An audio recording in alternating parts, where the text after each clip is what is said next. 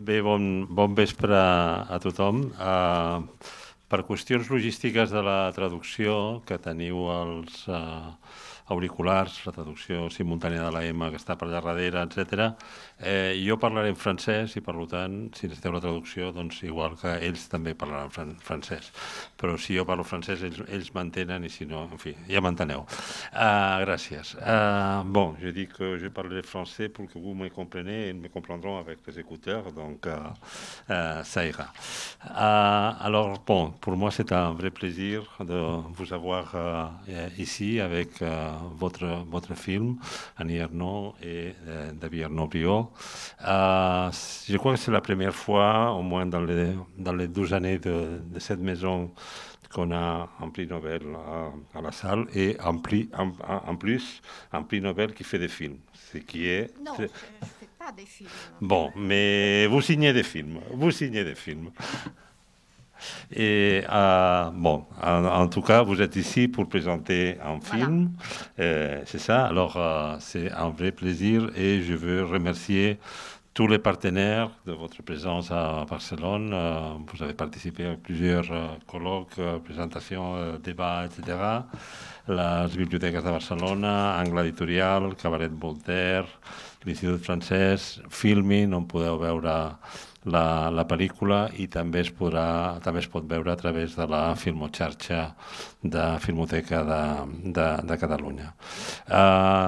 Je ne vais pas raconter beaucoup de choses, c'est à vous de présenter le film. Je crois que l'important, ça sera après dans les colloques, mais je vous laisse la parole pour introduire ce film qui est plein de souvenirs familiers, des images, des mémoires, mais aussi de mots et des opinions sur votre histoire, sur votre vie, sur votre famille, sur vos souvenirs. Merci. Okay. Bonjour à tous. Ah, ça marche là? Oui. Voilà. Pendant plusieurs années, même, je ne sais pas, 30 ans, des films que mon mari avait tournés en Super 8 quand nous étions ensemble, eh bien, étaient restés stockés depuis, donc, dans un placard. Et on ne les regardait plus. Et un jour, mon fils David a souhaité montrer ces films Super 8, donc des bobines séparées, à ses enfants. Et voilà qu'il m'instaure en quelque sorte, je veux dire, commentatrice de ces films, parce que c'est évidemment des films qui sont trop anciens pour qu'il puisse les commenter lui-même. Enfin, je vais te laisser la parole là, je crois. Oui, j'ai déjà. À droite. Oui, donc la projection avec mes enfants, on a regardé les films, et c'est des films muets. Et donc ma mère a pris la parole, a raconté, et c'est vraiment la gardienne de la mémoire familiale. Moi, j'avais entre 4 et 11 ans, quelque chose comme ça. Donc j'étais bien incapable de dire ce qui se passait précisément. Donc ma mère raconte, et moi je me dis quand même, là, il y a peut-être un truc à faire avec un texte écrit par ma mère, et puis ces images familiales.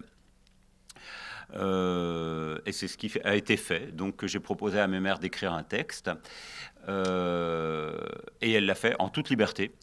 Vraiment, on a regardé les images, mais on n'a même pas mesuré les temps, rien du tout. C'était écrire un texte sur ces images-là. Et après, elle l'a enregistré à la faveur du confinement.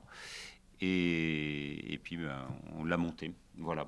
Et c'est un texte, je te laisse parler sur le texte lui-même.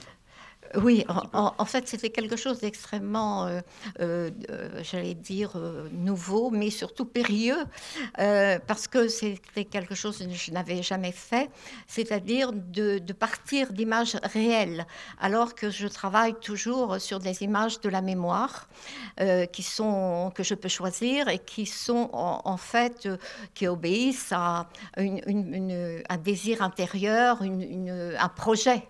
Et là, le projet m'était littéralement imposé, puisque il y avait des images donc, des années 70 que je voulais. Ça, c'était un choix. Je le dis tout de suite parce que c'est important. C'est-à-dire, je souhaitais donc garder un ordre chronologique, parce que pour moi, c'est l'ordre du temps. Ce n'est pas l'ordre du temps n'est pas celui de la mémoire, mais l'ordre du temps, c'est celui de l'histoire.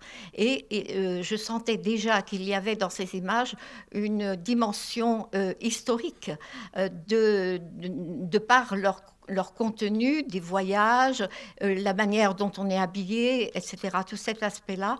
Et le récit suivi sans aucune rupture. C'est un récit continu, comme un texte continu.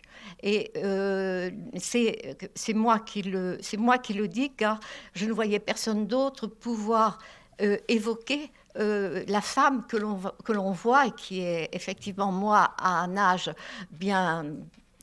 dans ma maturité, entre 30 et 40 ans.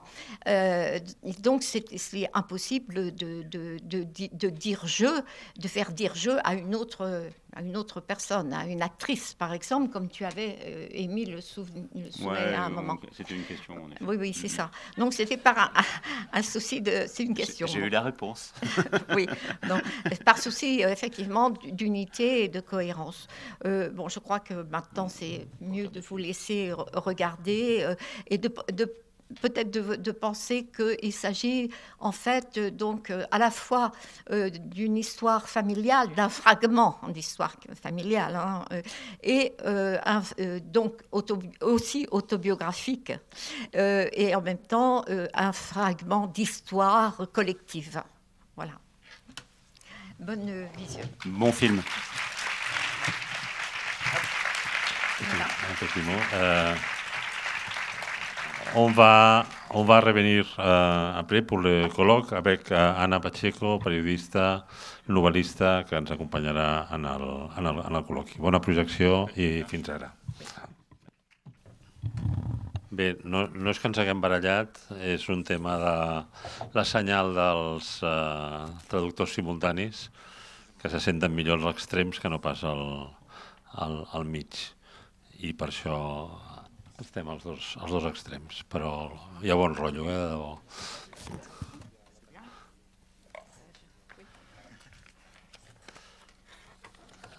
Bé, no sé si parlo català, no sé si hi ha traducció. Il n'y a rien. C'est dommage, alors je parle français. Je n'entends rien, surtout. Je vous entends. Bon, com deia abans, ens acompanya... Oui, je m'entends très bien. Ens acompanya ara Anna Pacheco, novel·lista, periodista, per moderar també aquest col·loqui, i com que t'estrenes a la taula, jo crec que comencem per tu. Has d'apretar el botó de la dreta.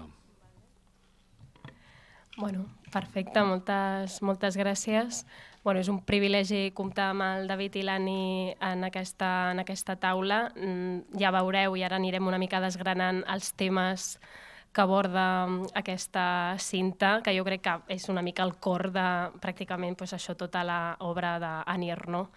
Així que jo voldria començar per aquest final tan colpidor, no? Aquesta frase de es necessiten paraules per donar sentit a aquest temps de silenci, i us voldria preguntar tant al David com a l'Anni com va ser això, retrobar-se amb aquestes imatges i cintes familiars i precisament la diferència de reescriure o posar paraules a diferència de les novel·les, no? Guionitzar una pel·lícula. La question à tous deux, c'est comment c'était le procès de se rencontrer avec ces images et d'écrire un texte, pas pour un roman, mais pour un film. Je suis désolée, mais je n'ai vraiment rien compris. Je n'entends rien, il n'y a pas de traduction. Donc, je n'ai même pas compris la question. Je répète la question que j'ai déjà posée en français. Comment s'est passé le procès de rencontrer ces images tournées il y a si longtemps et comme c'était le procès d'écrire un texte pour un film, pas pour un roman? Oui, c'est évidemment la rencontre avec ces images d'il y a plus de 40 ans était une source de trouble, parce que devant cette jeune femme obligée de dire c'est moi, et de mesurer le temps passé, et en même temps avec une certaine facilité pour moi à me replonger dans ce temps-là et à retrouver ce qu'il y avait derrière les images, notamment celle où je suis presque toujours un peu à l'écart, et je sais que d'une certaine manière je suis un peu ailleurs, parce que dans ces années qui sont filmées, ce sont des années qui sont des années d'interrogation. Je suis professeure, je suis mère de famille dans un milieu qu'on peut qualifier de cadre supérieur, hein, mais socialement assez bourgeois, avec ma mère qui est effectivement, on voit très bien qu'elle est de milieu populaire, et que comme je le dis dans un moment du film, je ne fais pas bien dans le décor quand elle est très très en colère. Donc ça remue énormément de choses, et ça me rappelle comment au fond je suis venue à écrire de nouveau, parce que j'avais écrit un roman à 22 ans, et écrire, mais d'une manière comme une manière violente, d'une manière qui est au fond contre tout ce monde dans lequel je suis, et de retrouver le premier monde. C'est ça. Et je dis effectivement dans mes journaux, venger ma race, déjà, bien sûr. Et c'est cet espoir qui me porte, mais on n'en voit rien, effectivement, dans les images.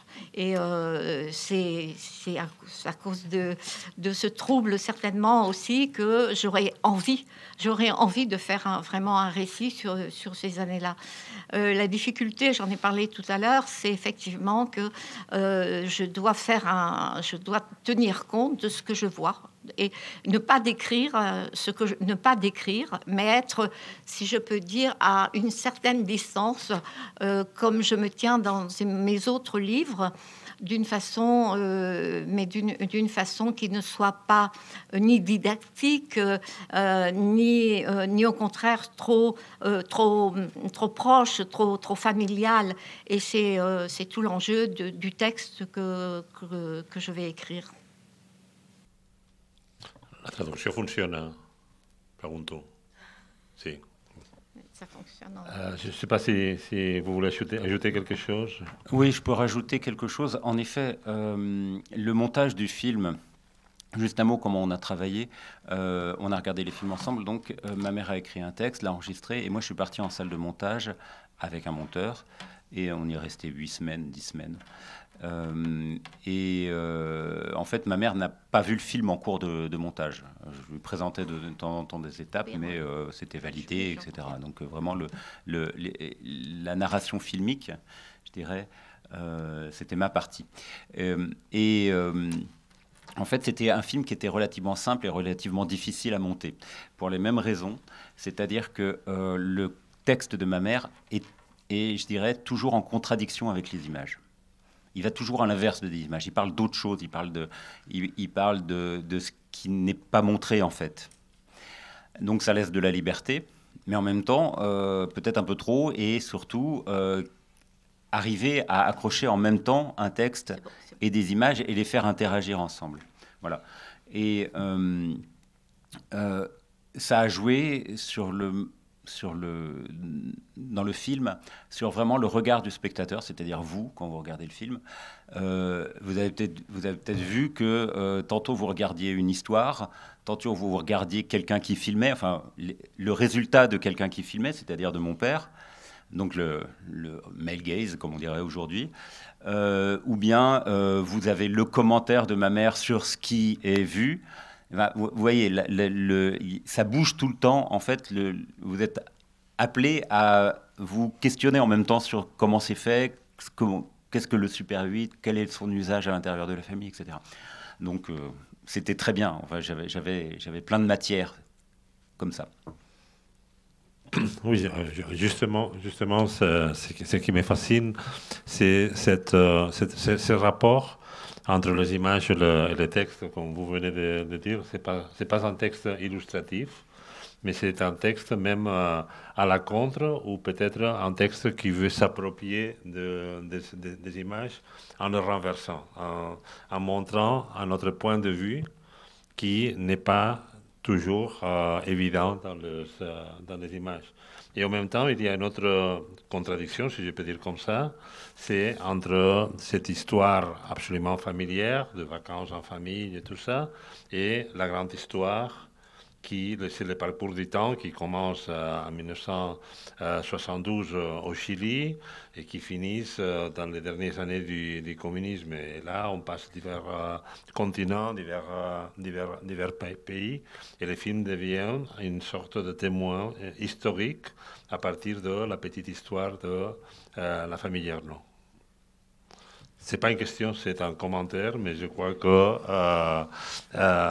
le sujet du film, c'est vraiment ces dialogues, pas toujours en parallèle, mais parfois à la contre, entre les images et les textes. Le point de vue à la fin. Oui, je ne savais pas que c'était une question. C'est pas une question, c'est un commentaire. C'est pas une question. Bon. En fait, ce qui était aussi important pour moi, en fait, le but à atteindre aussi avec ce récit sur les images, c'était bien sûr de montrer que si la famille, elle ne fait pas histoire. C'est une famille. Elle a des événements que tout le monde connaît. Ce sont les anniversaires, les voyages, c'est les fêtes de Noël, les cadeaux, bien. Mais en même temps, cette famille, elle est dans l'histoire. C'est-à-dire que nous, même en ce moment, nous avons nos propres problèmes familiaux ou individuels, mais en même temps, il se passe des choses au dehors. Et en ce moment en particulier en France. Donc, c'est ça aussi que j'avais la chance d'avoir des deux sortes d'images.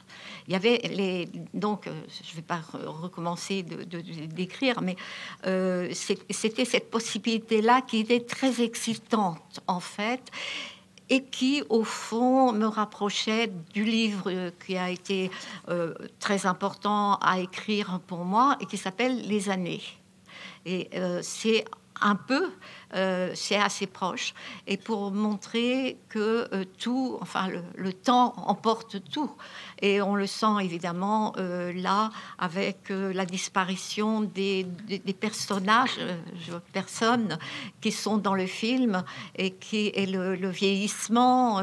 La femme qui est devant vous n'est pas la femme bien sûr du film. Et c'est cette dimension-là de la fragilité humaine dans le temps qui me paraissait aussi essayer de la rendre. C'est pour cela qu'il y a des allusions à des chansons, à quelque chose de... Donc, les anniversaires, à chaque fois, qui marquent aussi le temps des enfants qui grandissent, etc.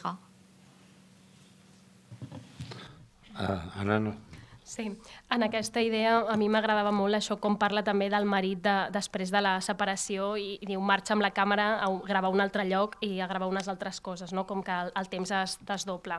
Jo en aquesta idea també voldria afegir la importància de l'objecte decoratiu en el pla de la casa, de lo domèstic. Hi ha una frase que m'agrada molt que diu aquests objectes ens donaven la benvinguda a la burgesia i jo us volia preguntar això, com és d'important primer aquesta relació de la família amb els objectes familiars que l'envolten i amb la seva relació i desencaix de classe. No? Tots aquests quadres que s'enfoquen, tots aquests que per sort estaven gravats també, no? Vous avez entendu? Oui, je comprends, oui. Tout marche bien. Oui, oui. Alors, c'est aussi une obsession de mon mari qui m'a frappée. C'était de filmer le décor. À chaque fois que nous avons changé ou que nous arrivions quelque part, il y a donc la maison d'Annecy. Cette maison qui est elle n'est pas à nous, c'est une maison de fonction, mais elle est très... c'est une belle maison de ville, et elle incarne au fond pour mon mari ce qui a été son enfance, parce qu'ensuite ses parents sont ruinés, mais pour lui il avait le souvenir de sa grande maison en région parisienne. Et puis mais moi c'est l'accession à quelque chose que je ne connaissais pas, mais je crois que si j'avais tenu la caméra, moi je n'aurais pas forcément filmé les objets, je crois. Mais et maintenant, c'est quand même de revoir ces objets dont certains ont disparu, comme aussi le témoignage de ce qui a été un objet de désir à un moment. C'est ça. Au fond, on achète des choses. On achète plein de choses, beaucoup plus qu'à l'époque encore. Et ces choses, on s'y attache. Et pourtant, et c'est chose qui est terrible, c'est qu'ils vont vivre plus longtemps que nous, la plupart du temps. Et c'est voilà, c'est le cas de ce gros coffre que l'on voit dans l'entrée. Mais je crois que à chaque fois, pour mon mari, c'était filmer ses possessions. Et finalement, c'est quelque chose de très banal.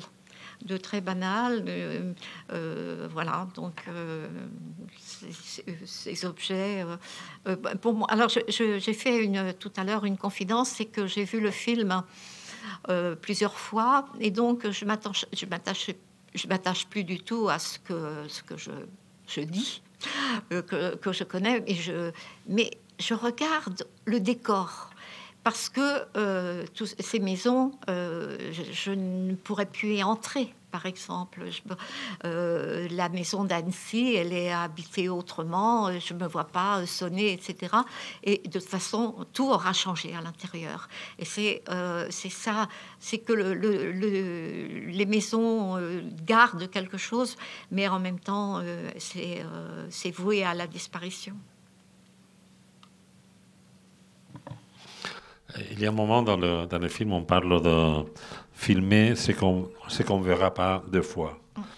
Mais je crois que ce film, justement, on peut le voir 2, 3, 4 fois, selon ces contrastes qu'on parlait auparavant entre l'image et les commentaires et la voix, parce que c'est un film absolument... Le regard sur les images, c'est absolument conditionné par votre voix, par votre texte. sans texte, avec un autre texte, évidemment, ça serait un film complètement différent. Complètement différent, mais je ne sais pas ce que quelqu'un qui ne connaîtrait pas du tout notre histoire ferait de ces images, de ce film. Ça serait très certainement un film comme un roman, au fond, une invention. Ça pourrait être un film d'invention.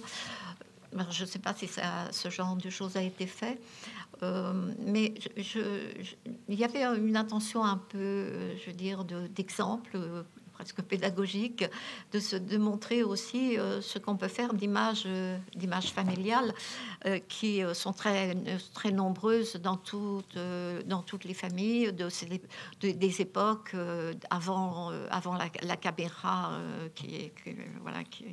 qu'on balade et facilement et on a les images, mais on enregistre aussi les paroles. Alors pour moi, l'absence de paroles, c'était au contraire une chance, puisque il y avait absolument tout à dire, hein, tout à inventer. Voilà. Mais je n'aurais pas voulu faire dire ce qui n'était pas dit, ce qui a été oublié, ce qui a disparu, et qui est le caractère émouvant du Super 8. Oui. Moi, je pourrais rajouter une chose. Alors sur le côté émouvant du Super 8, oui, parce que c'est le temps rendu sensible aussi, d'une certaine manière. Sur l'universalité des films Super 8, on filme vraiment absolument tout le temps les mêmes choses. Hein. Enfin, les premiers pas, les Noëls, la première fois où il y a du ski. Je pense que l'usage de la caméra, c'est vraiment... c'est pas pour garder des images, en fait. Je pense que c'est le présent et c'est une manière d'être dans ce qui se passe et de dire je filme le bonheur à ce moment-là, où je voudrais que la vie ce soit toujours ça, les images que je garde pour le film. Ce qui fait qu'on a des images qui sont assez... le bonheur, c'est commun à tout le monde. Enfin, je veux dire, c'est partagé entre tout le monde, une certaine société. Et donc... on a des images qui se ressemblent. Et à un moment, je me suis dit, mais ce film, en fait, je pourrais le faire avec une autre famille. Je prends des images Super 8 d'une autre famille. Alors, il n'y aurait pas Annie Ernaux, hein, quand même. Mais je pourrais prendre des images et puis, allez, on y va et on fait un film avec le texte d'Annie Ernaux, mais sur d'autres images. Bon, il se trouve que j'avais un matériel qui était en plus très, très, très chouette. Enfin, c'est avoir des enfants qui grandissent pendant 9 ans, c'est exceptionnel. Enfin, là, on est dans le temps. Et voilà, donc c'était cette matière qui était vraiment poignante. Mais si vous avez des films de famille, prenez-les, écrivez un texte et essayez de voir ce que ça peut faire avec les images. Voilà. Sí, jo en aquesta línia sí, tinc dues preguntes ràpides. Una, precisament, és com destriar de tot el material familiar domèstic que podem tenir, que és allò veritablement valuós o que és un material literari o audiovisual. I una altra cosa que m'agrada molt d'aquesta pel·lícula és com retracta les vacances i la condició del turista occidental. No? I us pregunto també què és el més interessant o què és el que trobeu d'aquesta observació gairebé sociològica de les vacances. Hi ha una frase que m'agrada molt que diu: els viatges ens permetien no actuar en la realitat però sí convertir-nos en els seus reporters. Pels dos. Oui, le matériel, je ne me suis pas posé la question de changer. Il était là et vraiment c'est difficile de répondre. Comment on fait avec ça, avec ce que l'on a? Eh bien, justement, on fait en fonction de ce que l'on a. Si on n'avait pas eu de film de voyage, j'aurais fait avec uniquement le côté familial et là-dessus de montrer l'évolution de la famille. Mais est-ce que il est possible, c'est quand même la question qui s'est posée à moi pour ce film, c'est que je sais à quel point il y a des dissensions entre mon mari et moi, entre ma mère et moi. Est-ce que je vais en faire un élément important du film? Il m'a pas semblé que c'était le lieu. J'avais un objectif qui était correspondant à ce que j'ai déjà fait, à ce que j'ai déjà écrit, mais aussi à mon tempérament et à ma vision du monde. C'était de montrer le mélange de l'intime et du collectif. Et également, c'était de montrer que le récit, d'ailleurs, le fait de montrer que cette avancée inéluctable des choses et qui finit sans finir, au fond, que ce soit en politique et que ce soit dans la vie où les choses ça se sépare sans bruit. Ça fait penser à la chanson Les Feuilles Mortes un peu, et c'est ça, c'est cette dimension mélancolique du film Super 8 que j'ai pu retrouver d'ailleurs quelquefois dans des petits films on m'a montré. Oui, moi je dirais déjà quelques petits points techniques pour ceux qui voudraient faire leur film. Il y avait 6 heures de rush, entre 5 et 6 heures, ça dépend de la vitesse de défilement, puisque en fait le Super 8 est plus lent, enfin il y a moins d'images par seconde que le film de cinéma, donc il y a parfois des images qui sont accélérées qu'on ne sent même pas. Donc avec ces 6 heures de rush, 5-6 heures de rush, il a fallu faire 1 heure de film, avec un texte qui, lui, lu bout à bout, faisait environ 1 heure. Donc forcément, il y avait des adaptations à faire dans le texte et dans les images. Et puis, sur les images, ce que j'ai rencontré comme bonne question, enfin comme moi qui m'a passionné, c'est un peu l'image manquante. Parce qu'il y a beaucoup de choses qui sont racontées au texte et qui ne trouvent pas, en fait, dans les images Super 8, leur illustration. On va dire, typiquement, quand ma mère parle de la loi sur l'avortement de Simone Veil, quelles images mettre dessus? Voilà. Et c'est justement là où ça devient intéressant. C'est-à-dire que là, je ne sais pas si vous vous rappelez le film, mais c'est des images de feux d'artifice. Voilà. Alors pourquoi j'ai mis ça, je ne vais pas vous le dire, mais c'est à vous de savoir. Qu'est-ce que ça peut signifier. Voilà. Je l'ai fait avec attention. Il y a la séquence, elle n'est pas montée n'importe comment, etc. Voilà. Mais c'est à vous que ça appartient. Et c'est vraiment le rôle. Moi, il me semble que s'il y a un film, il est justement là. C'est entre le texte de ma mère et puis les images qui sont en dessous et les raccords qu'il peut y avoir, l'écart qu'il peut y avoir, c'est la liberté du spectateur et c'est vous qui faites le film à ce moment-là. Et c'est ça qui m'a passionné dans le film. Doncs jo crec que David acaba de fer la primera pregunta pel públic i per tant, doncs, si algú s'atreveix a respondre o si no, doncs jo crec que és el moment d'obrir els micròfons. I si no, des de la taula doncs, tenim més qüestions a plantejar. Mentre us ho penseu, jo tinc una pregunta molt simple. Arrel de tot el que parlàvem, és una pel·lícula sobre el passat o és una pel·lícula sobre el present? Je pense qu'un film sur le passé interroge toujours d'une certaine façon le présent. Et le commentaire étant fait il y a quelques années, il est certain qu'il porte sur le passé le regard du présent. Par exemple, lorsque j'évoque les paysages d'Ardèche, avec ce sentiment que jamais ils ne bougeront, alors que nous savons très très bien que combien la nature se trouve attaquée, dévastée par les progrès de l'industrialisation et voilà, c'est un genre effectivement.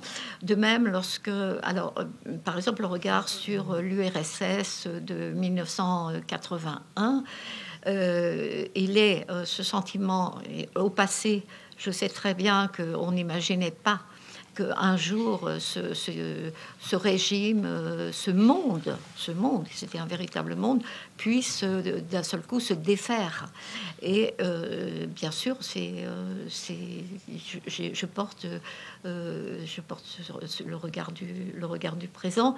Alors, par exemple, quand j'écris le texte, il n'y a pas eu, par exemple, l'attaque par Poutine de l'Ukraine. Donc, peut-être, si je faisais maintenant le commentaire, ce serait différent. Vous voyez, c'est à chaque fois, on réinvente le passé. Ouais. Je suis d'accord. Mais il manque encore la réponse à votre question. Il manque la réponse à votre question encore. Quelle question j'ai posée sur les images de feux d'artifice. Ah bah oui, mais non, mais moi vous trouverez. Alguna pregunta, algun comentari aquí davant? Hola. Bé, primer de tot agrair a en David per aquesta pel·lícula. M'he d'aixecar? No fa falta, no? Me fa molta vergonya. Sí, levez-vous. Estic aquí. Ok. Aquí. Agrair a en David i a Nani que hagin fet aquesta pel·lícula, a Nani en concret els seus llibres, perquè jo m'han enlluernat sempre. I sí que mirant la pel·lícula pensava, me sap greu David perquè per tu la pregunta va més per Nani, però mirant la pel·lícula pensava molt en el llibre de l'ús de la foto, que és una altra manera on Nani agafa unes imatges i escriu uns textos, també amb una altra persona, i pensava quina diferència hi ha hagut entre aquestes dues escriptures. No sé quant de temps va passar entre la teva escriptura, l'ús de la foto, entre les fotos i la teva escriptura, però sí que, no sé, mirant la pel·li he pensat en això, no? En quines diferències havies trobat en escriure amb unes imatges animades i amb unes imatges fixes com les del llibre de l'ús de la foto. Gràcies. La photo, oui. Ce sont vraiment, je veux dire, aux antipodes, parce que il faut voir l'intention à chaque fois, l'intention du texte, l'intention de l'usage de la photo, c'est d'abord un usage amoureux. C'est un usage aussi à deux, c'est-à-dire il y a une sorte de jeu. On prend des photos, on choisit 14 photos et ensuite chacun écrit sur la même photo sans montrer à l'autre ce qu'il écrit. Il y a là, il y a quelque chose de tout à fait à la fois concomitant. On fait la même chose et ensuite on assemble. Alors que ici il y a ce qu'on a appelé le matériel qui date incroyablement de plus de 40 ans. Et disons que ce matériel, c'est déjà le temps. Or, les photos, elles sont prises volontairement pour arrêter le temps, pour le fixer. Et il y a dans la photo ni avant ni après. Et alors que le film, c'est un film en lui-même, c'est déjà un récit sans parole. Ça dit déjà quelque chose. Alors, le faire parler, c'est encore autre chose. Mais ce sont vraiment deux je ne peux même pas comparer les deux textes.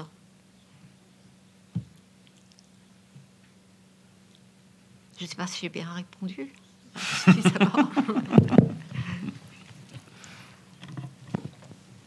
Oui. Je voulais juste profiter,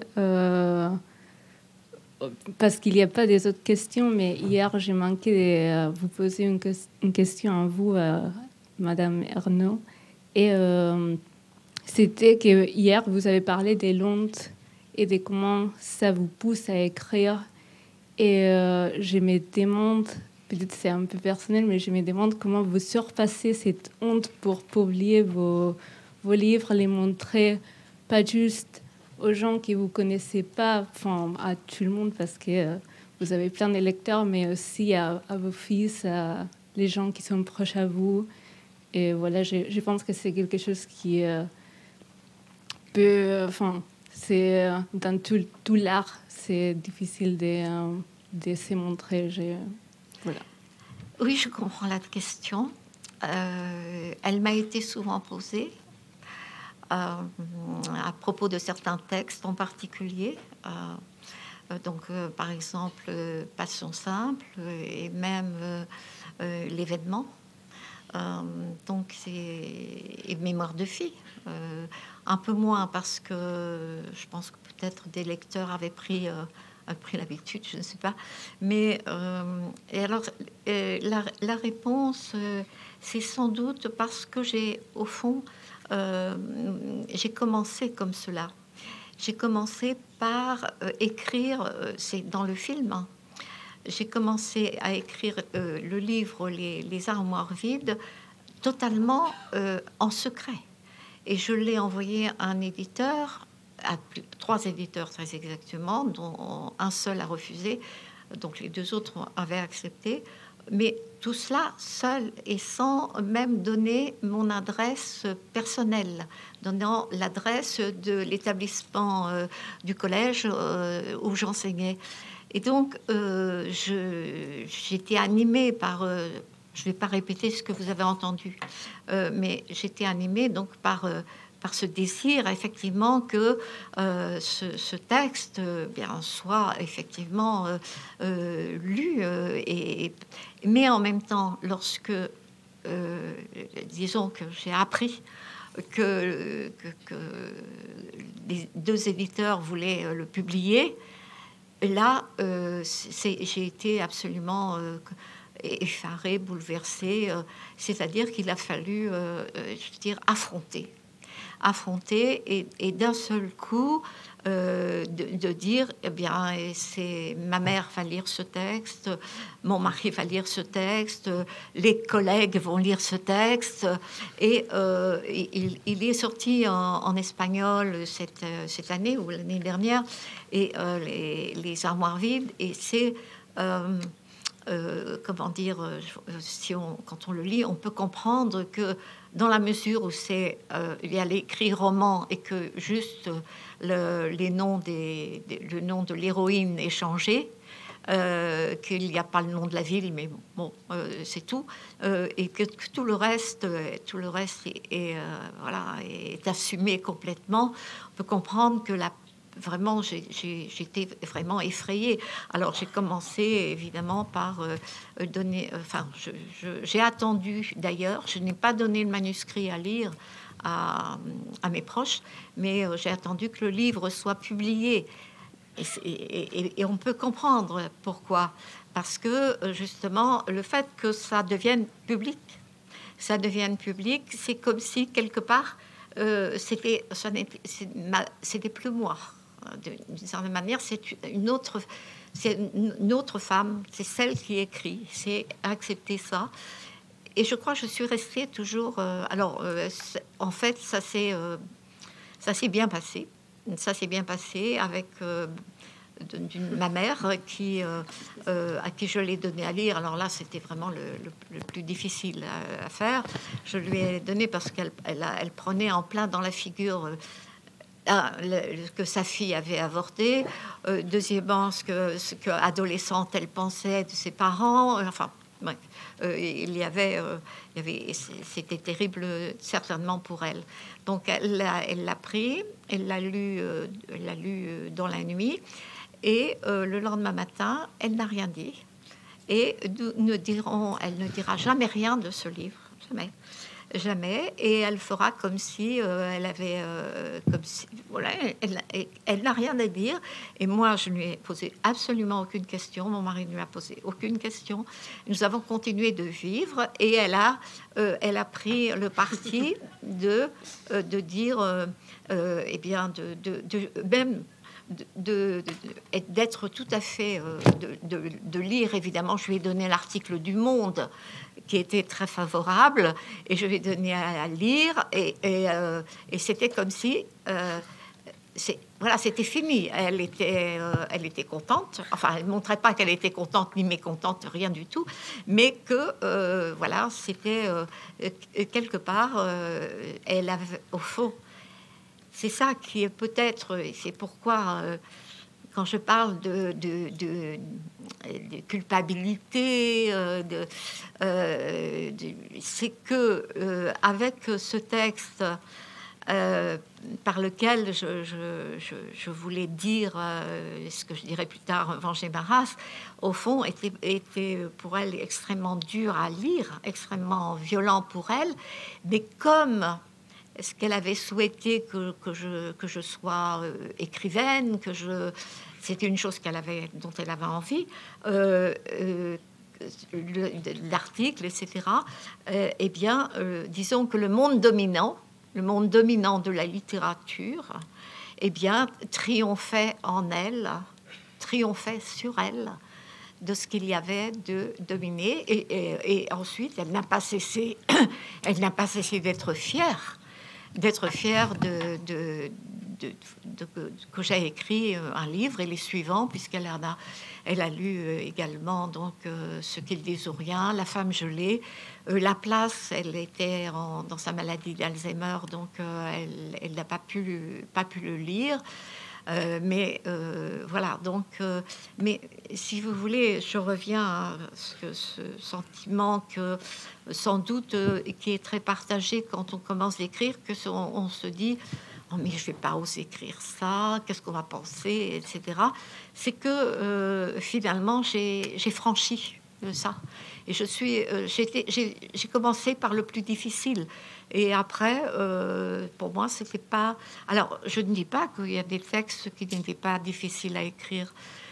Le texte Mémoire de fille, en fait, il a un début, pas un début, mais une forme qui est celle du roman, qui est mon deuxième livre, Ce qu'ils disent ou rien, essaye de raconter sous une forme romanesque ce qui deviendra en fait Mémoire de fille, et c'est tout à fait un autre livre, bien sûr, parce que ça n'est pas possible. Il me faudra beaucoup de temps, mais moins à cause de mes proches. C'est pas du tout à cause de mes proches, mais c'est plutôt pour trouver la forme. En fait, c'est ça qui compte. Et je n'ai pas de... voilà, je peux écrire, je n'ai pas de limite à cause de mes proches, de mes enfants. Voilà.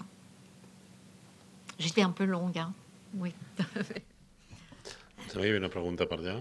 Sí, hola, bonsoir. Bon, je suis très nerveuse, alors je vais poser la question en català. Je vais essayer.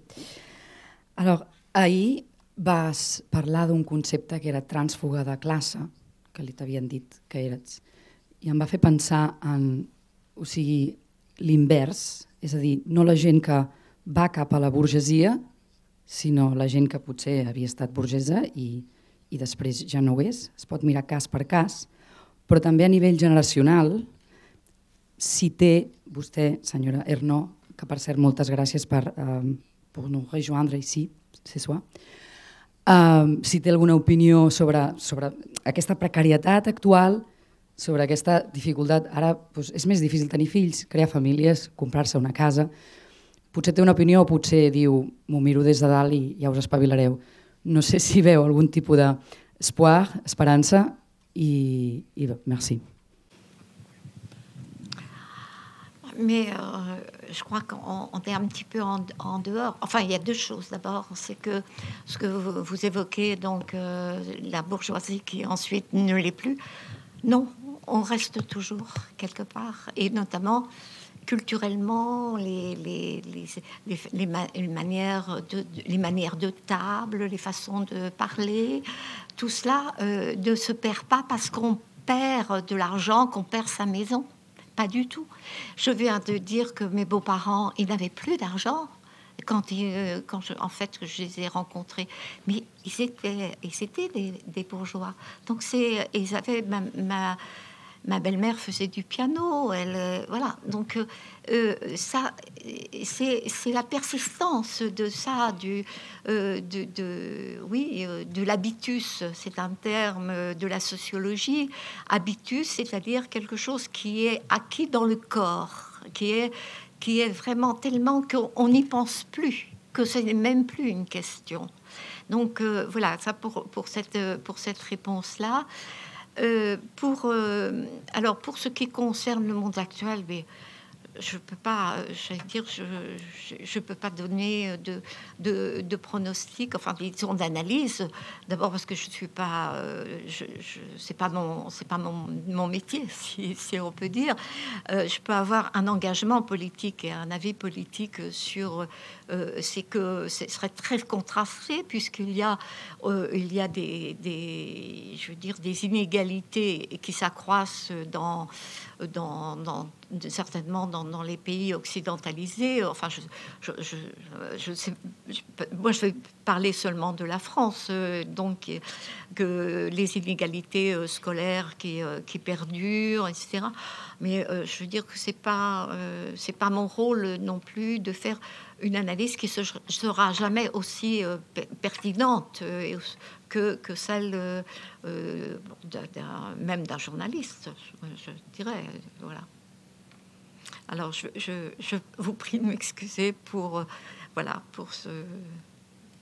cette incompétence, je dirais, ou impuissance, que vous voulez.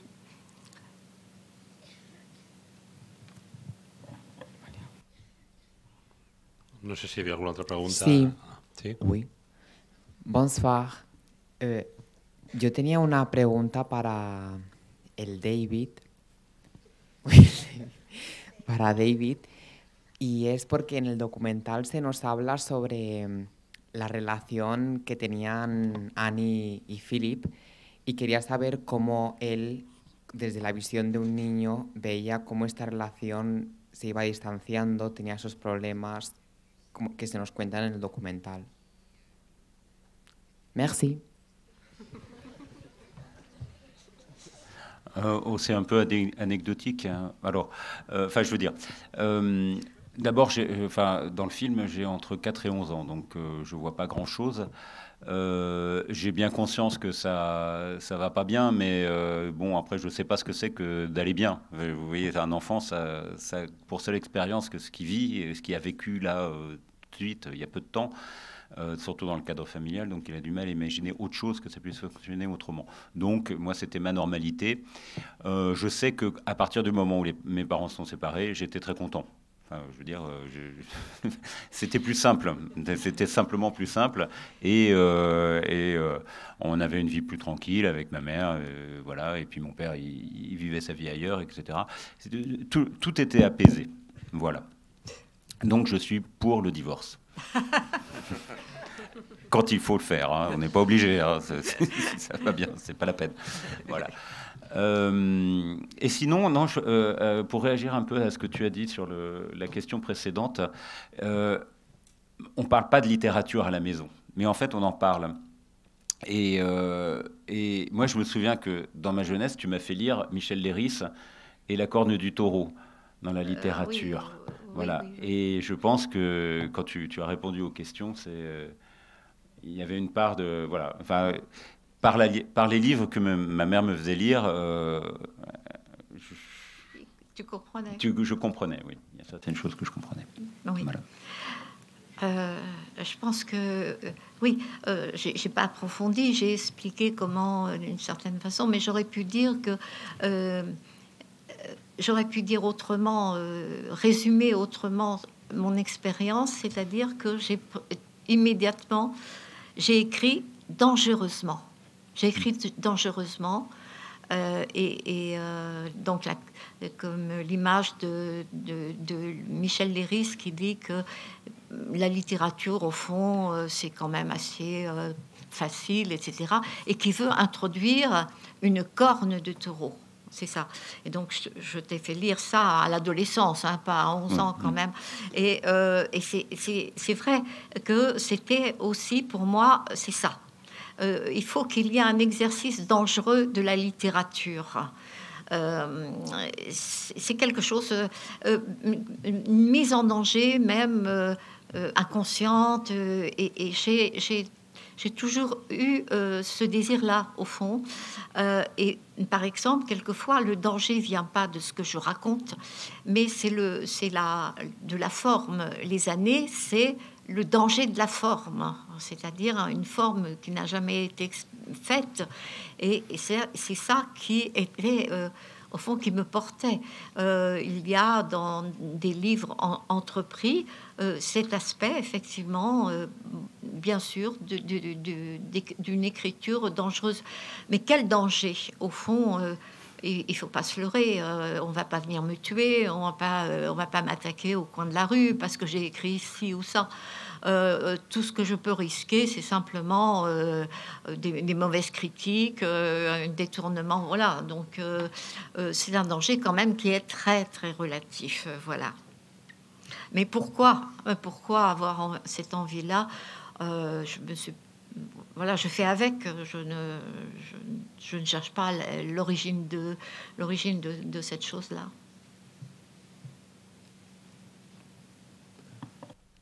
Hola, bona nit. Moltes gràcies per la pel·lícula i per la seva obra literària. A mi m'agradaria comentar una afirmació que diu sobre que comenta que vostè va anotar al seu diari que preferia no parlar sobre la bellesa o no pensar sobre la bellesa i la mort perquè això erradicaria l'esperança. Com es segueix relacionant amb aquesta afirmació ara mateix? Bien sûr, je fais cette constatation dans mon journal à un moment où donc je crois que j'ai 35 ans et que c'est ma mère qui est vieille et je veux pas penser à sa mort. Alors qu'elle n'a pas encore eu un accident, elle a été renversée par une voiture un peu plus tard. Mais là, je fais ça vraiment, je veux dire, je suis une jeune femme. Et maintenant, bien sûr que je suis dans la vieillesse et je pense à la mort. Donc, je m'aperçois que tout cela est pensable. Tout ça est vivable même, que ce n'est pas absolument pas, c'est pas ce que j'imaginais à 35 ans, comme une forme d'impossibilité, de désespoir. Pas du tout. C'est au contraire le sentiment d'avoir tout simplement un très long passé et plein d'expériences, plein de possibilités de comparaison. C'est avoir une autre façon aussi d'être au monde, avec un désir de faire le tri entre des choses qui paraissent importantes et d'autres qui paraissent moins. Je veux dire, c'est un autre âge, et que je n'ai évidemment plus ce jugement que j'avais dans mon journal. Maintenant, ce sont d'autres choses qui sont dans mon journal. justement sur ce qu'est vieillir, ce que ça signifie, sur aussi l'image de la finitude. Mais ce sont pour moi, c'est une façon de découvrir aussi un continent différent. C'est d'avancer dans une autre... un autre âge, une autre saison, dirais-je, de la vie. Voilà. Podria ser una última resposta, però tenim temps per una altra pregunta, no sé si n'hi ha.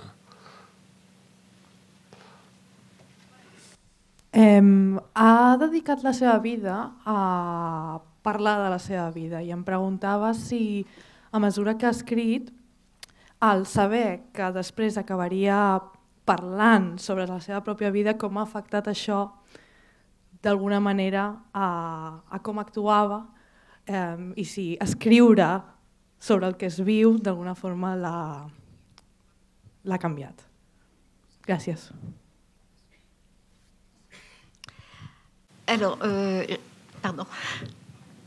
Oui, je n'ai pas l'impression d'avoir passé bon temps à parler de ma vie, mais à examiner, interroger les expériences qui m'ont traversée, les choses qui m'ont traversée, et qui, parce que simplement je suis une humaine parmi d'autres, qui très certainement reflète, comme disait Montaigne, tout simplement l'humaine condition.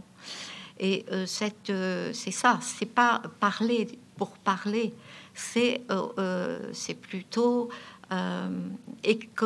alors un autre auteur, Proust, qui a aussi compté pour moi, c'est éclaircir la vie. La littérature, c'est la vie éclaircie. Et cette vie il ajoute, qui est la même chez tous, mais qui, celui qui décide effectivement de lui donner une forme, donc c'est l'écrivain. Et c'est ça que j'ai fait. Alors, je vais revenir à la dernière partie de votre question, qui est, est-ce que ça a changé? Alors, c'est une grande question qui que très souvent je me pose toujours. C'est dans quelle mesure le fait d'écrire a changé d'une manière générale ma vie, et non pas, ça m'a pas changé moi, je pense pas plus qu'une autre personne, mais comment ça a changé par exemple mes relations avec les hommes, par exemple, comment ça a pu changer même une certaine façon, oui, une certaine façon d'être au monde, dans la mesure où il y a toujours, je dirais, un recours qui est l'écriture. Mais en même temps, c'est pas un recours facile du tout, puisque à chaque fois que je commence d'écrire, que j'ai un projet, que je l'avance, c'est une source toujours pas de douleur, mais d'interrogation, de soucis, et en même temps de désir de continuer. Donc c'est vrai que ma vie se confond avec l'écriture. C'est une chose qui est très certainement, je veux dire que peut-être difficile à comprendre à quel point ça peut être même serré entre les deux, la vie et l'écriture. Et comment, quand on me dit j'ai 60 ans, je vais commencer à écrire ma vie, etc.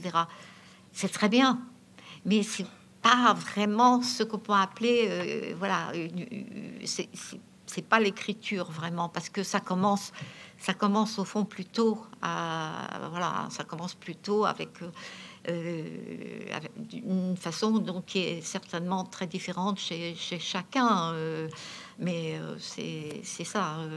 On peut tout à fait commencer d'écrire à n'importe quand, mais il y a des questions qu'on ne se pose que très certainement au début de la vie.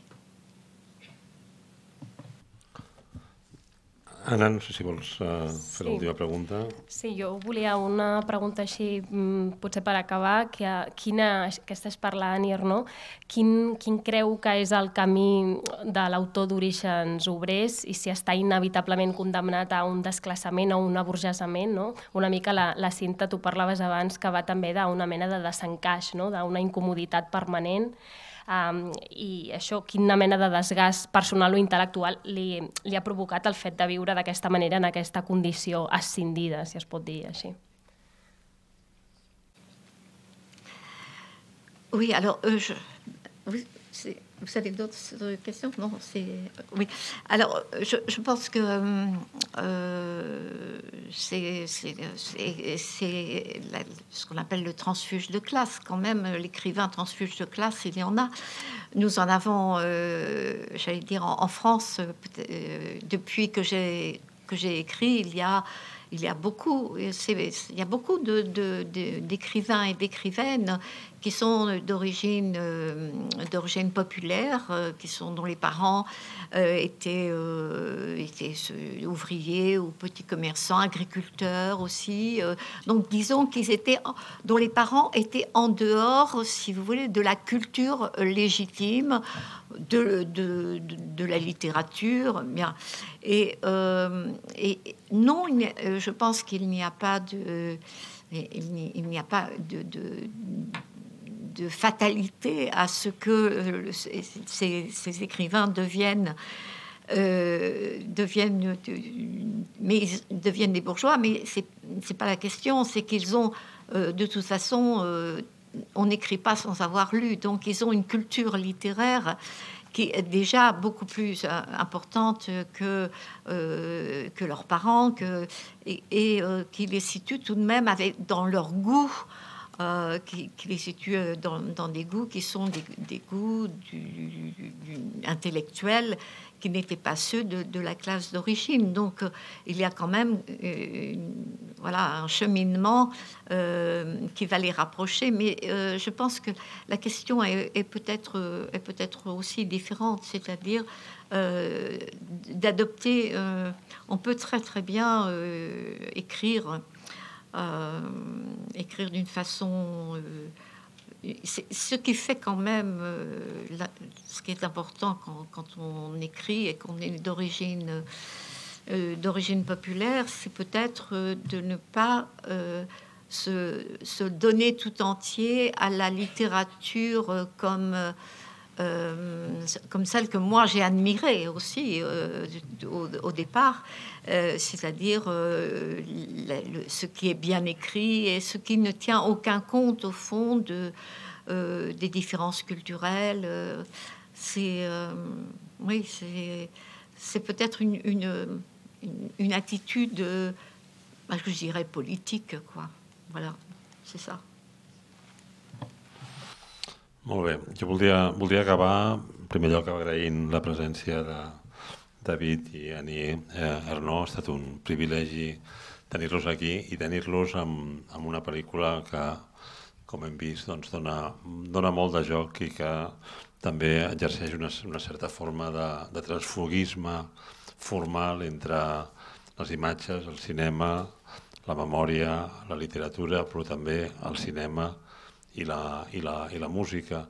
Justament abans de començar la sessió estàvem esperant, donant una volta per l'exposició que commemora els 100 anys del cinema amateur a Catalunya, i veiem la força d'aquestes imatges domèstiques, com amb el temps agafen un valor afegit, i ells ho han explicat i ho han demostrat perfectament amb aquesta pel·lícula, veient que unes imatges domèstiques, familiars, adquireixen aquesta potència del reflexe d'unes vides, d'uns personatges, d'unes relacions i també d'una història.